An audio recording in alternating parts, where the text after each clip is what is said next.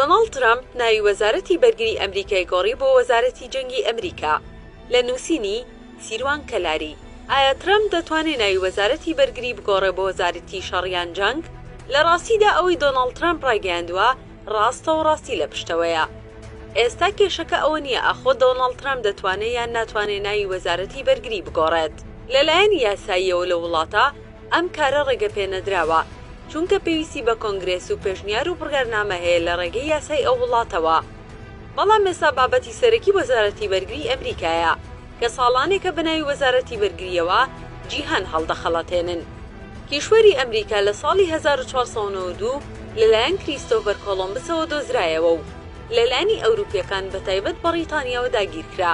دواتر خەڵکە ڕەسەنەکەی ئەوێ کە خۆیان ناوی هێندێ سوورەکانیان لە سەریاندانا کۆمەڵ کوش کرد، چونکە ئەوان بەم داگیرکاریە ڕازی نەبوون.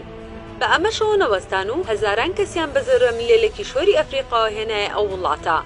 جاڕناوەی سەربەخۆییان لە 4 تەمموزی ساڵی 1776 ڕاگەیاند و کۆتاییان بە شەڕی ناوخۆ هێنا و ویلایەتە یەکگرتووەکانی ئەمریکایان دامەزران.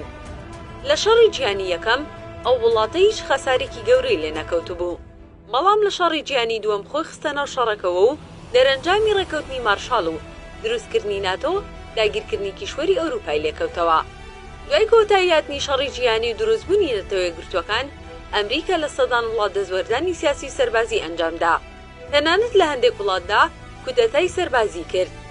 شەڕی ڤێتنام، ئیسرائیل و وڵاتە عەرەبیەکان، ئێران و عێراق، شەڕی کەندا و داگیرکردنی عێراق و ئەفغانستان و بەدایان دەوڵەتی کیشوەری ئەفریقا و ئەمریکای باشوور لە کارنامەی شەڕخوازی ئەمریکادایە و ئێستا ئەندامی دایمی ئەنجومەنی ئەمنی نەتەوە یەکگرتووەکان و خاوەنی مافی ڤیتۆیە. ئێستا بڕیاری دۆناڵد ترامپ ڕاستە، چونکە ئەو کیشوەری خاوەن وەزارەتی شەڕە کە لە ساڵی 1775 دامەزراوە و لە سەدان شەڕەوە تێوەگلاوە.